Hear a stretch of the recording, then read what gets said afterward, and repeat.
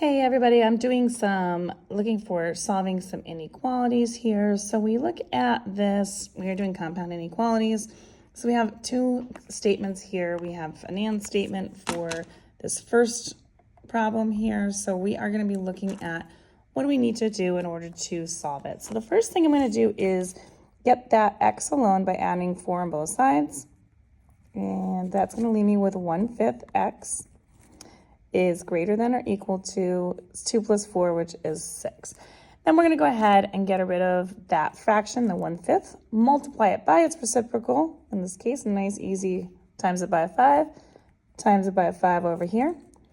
These are going to exit x out and leave me with just 1x, and that's going to be greater than or equal to 6 times 5, which is 30. So that is the first part of this. Now we're going to go ahead and solve the second part. This is a -2.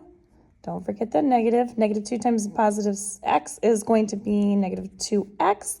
-2 times a -4 is going to be a plus 8. Then we have greater than or equal to 6. And then we're going to go ahead and solve that one. Subtract that 8 on both sides. And we've got a -2x greater than or equal to -2 here. And then we're going to divide both sides by a -2. And when we divide by a negative, these -2's are going to cancel, leaving me with just 1x. The sign needs to flip. So right here, you got to make sure, because you're dividing by a negative, that you flip that sign and it goes this way. -2 divided by a -2 is going to be a positive 1. So we've got that. Now, this is an and statement. An and statement means that they have to both be qualifying in order to make it an answer, which means there's got to be overlap in my graph.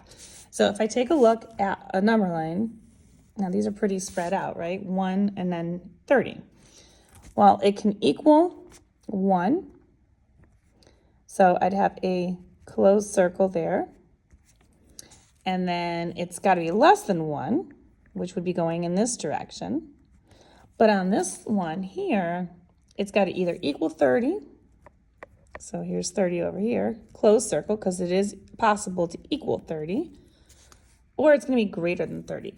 So now I have to look for the fact that there's got to be overlap. However, I don't see any overlap, and the reason for that is because this is not a possibility. So this cannot happen, and you can't have a number that is less than 1 but greater than 30. So this is going to be a no solution or an empty set. If you'd like more questions like this, you can find them on my YouTube channel, Algebra.